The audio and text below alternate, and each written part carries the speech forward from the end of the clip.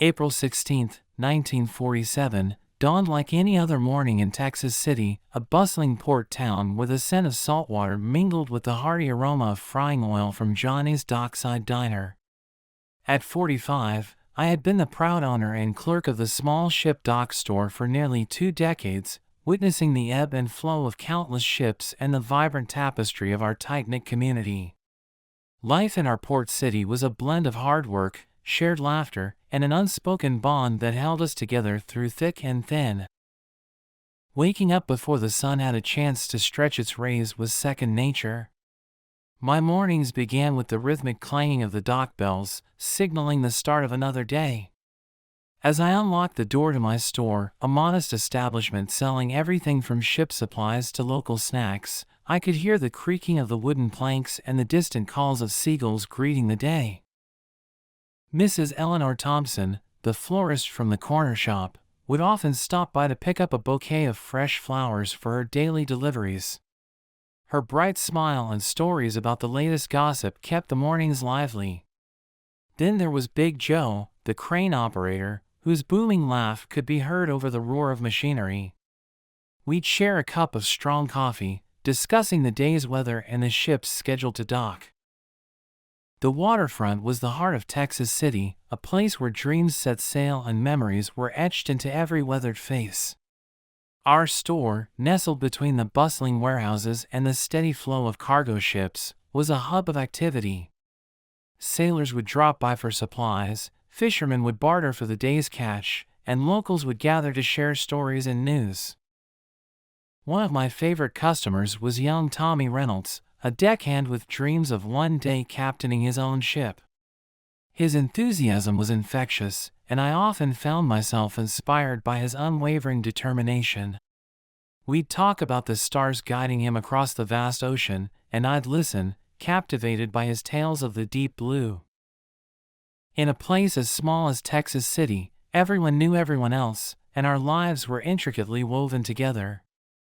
The community events were the highlight of our social calendar: barn dances under the twinkling lights, seafood festivals celebrating our maritime heritage, and the annual 4th of July fireworks that painted the night sky with brilliant colors. Family was everything.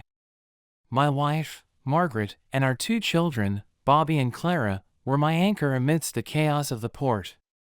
We'd gather around the dinner table each evening, sharing stories of the day, laughter echoing through our cozy home. Margaret's homemade pies were legendary, a testament to her unwavering dedication and love.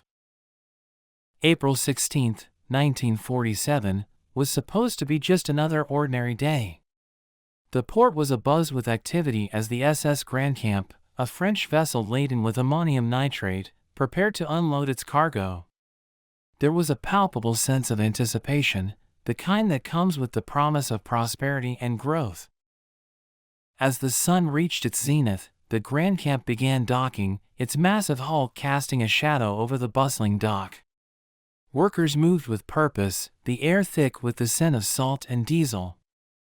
I stood behind the counter, watching the spectacle unfold, oblivious to the catastrophe that was about to change our lives forever. It was around midnight when the unthinkable happened. A fire broke out on the Grand Camp, the flames quickly engulfing the cargo of ammonium nitrate. The heat was intense, and within moments, the stored chemicals reached their tipping point. The explosion that followed was deafening, a thunderous roar that shattered the night and sent shockwaves through Texas City. In an instant, chaos erupted. Flames leapt into the sky, and debris rained down upon the docks. My store was engulfed in a fiery inferno, the heat so intense it felt like the very air was ablaze. Instinct took over. Without a second thought, I grabbed what little I could and rushed outside to help those in need. The explosion had a devastating impact, claiming the lives of over 500 people and leaving thousands injured. Amidst the rubble and smoke, stories of heroism emerged. Neighbors helped neighbors, strangers became family as we worked tirelessly to rescue the trapped and tend to the wounded.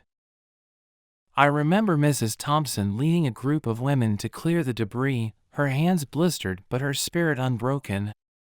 Big Joe, despite his injuries, continued to lift fallen beams to free those beneath. And young Tommy, despite his own fears, orchestrated the distribution of first aid supplies, ensuring that everyone received the care they needed. The days that followed were a blur of grief and determination. Texas City stood in shock, mourning the loss of loved ones and grappling with the enormity of the disaster. But amidst the sorrow, the resilience of our community shone brightly. We banded together, rebuilding not just our physical surroundings but also the very fabric of our lives. Margaret's unwavering support was my anchor during this tumultuous time. Together, we provided shelter and comfort to those who had lost everything, our home becoming a beacon of hope amidst the darkness. The local church organized relief efforts, ensuring that no one was left behind. The Texas City disaster was a stark reminder of the fragility of life and the strength of community. We learned the importance of preparedness, the necessity of stringent safety measures, and the value of looking out for one another. Regulations were tightened, ensuring that such a tragedy would never be repeated. On a personal level, the experience taught me the true meaning of resilience and the power of human spirit. The bonds forged in the wake of disaster were unbreakable, a testament to our collective will to rebuild and move forward. Years have passed since that fateful night, but the memories remain vivid. Texas City has grown, yet the essence of our community remains unchanged. The waterfront still echoes with the sounds of ships and the laughter of children playing by the shore. Our store stands as a symbol of endurance, a reminder of the lives lost and the strength that carried us through. As I sit on my porch, watching the sunset cast a golden hue over the harbor, I am filled with gratitude. The lessons learned, the lives touched, and the unwavering spirit of Texas City have shaped who I am today. Nitro City Nights are etched into my soul, a poignant chapter in the story of a port city that refused to be broken. Nitro City Nights is more than just a memoir, it's a tribute to the indomitable spirit of Texas City and its people.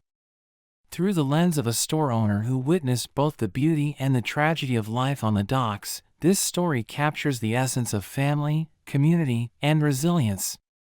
As I reflect on those days, I am reminded of the importance of cherishing every moment, supporting one another, and finding strength in the face of adversity. Texas City will always hold a special place in my heart, a place where memories are made, lives are intertwined, and the spirit of togetherness shines brightly, even in the darkest of nights.